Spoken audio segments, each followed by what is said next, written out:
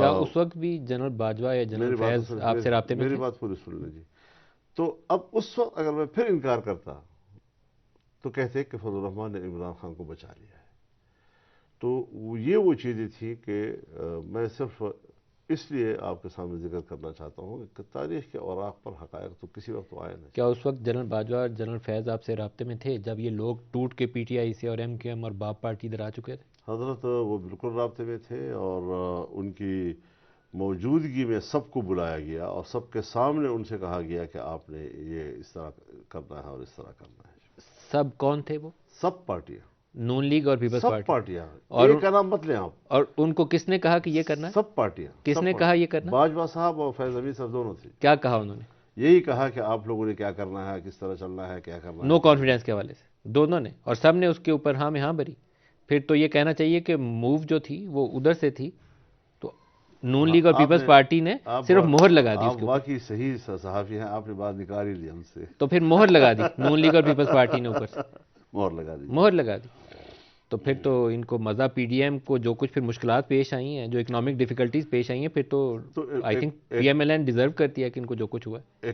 Economic جو difficulties آئی ہیں، تو یہی کہا جا رہا ہے بطور دلیل کے کہ جو شہباز شریف صاحب کی حکومت تھی وہ 1.5 سال میں ڈیلیور نہیں کر سکی، اور مہنگائی کم نہیں کر سکی، بڑھتی چلی گئی.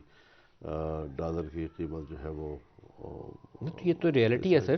صحیح ہے. آپ کو ایسا نہیں لگتا؟ لیکن میرا جو مقدمہ ہے وہ یہ ہے کہ پھر اس کا اثر تو پنجاب میں ہونا چاہیے تھا، پھر اس کا اثر تو سندھ میں ہونا چاہیے تھا.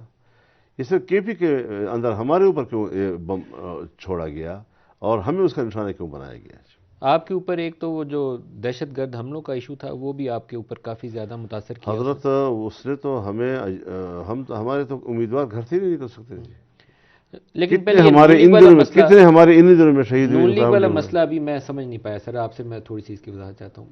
پنجاب میں ہم الیکشن کور کر رہے تھے، میں نے تقریباً سارے پنجاب کے حلقوں میں گیا ہوں. ایک تاثر بڑا موجود تھا کہ مہنگائی کی وجہ سے ان پاپولر ہے پی ایم ایل این، اس دفعہ ووٹ اس کو نہیں ملے گا. اور پی ٹی آئی کے لیے سپورٹ موجود تھی پنجاب کے اندر. جو بھی گڑبڑیں ہوئی اس کے باوجود نون لیگ لیڈنگ پوزیشن میں نہیں ہے، اس کی ریفلیکشن ہمیں نظر آتی ہے.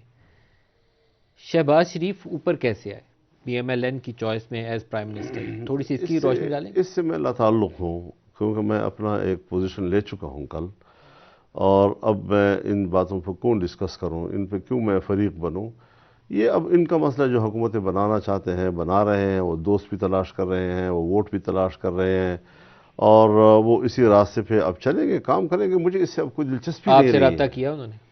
رابطہ کیا، تشریف لائے تھے شہباز شریف صاحب. پھر آپ نے کیا کہا انہیں؟ میں نے کہا جی آپ اپوزیشن میں بیٹھے ہیں، حق تو یہ ہے. پھر انہوں نے جواب کیا دیا؟ چلے گئے بغیر جواب دیے. بغیر جواب دیے. نواز شریف صاحب نے آپ کو کال نہیں کیا؟ نہیں، ان کا کال نہیں.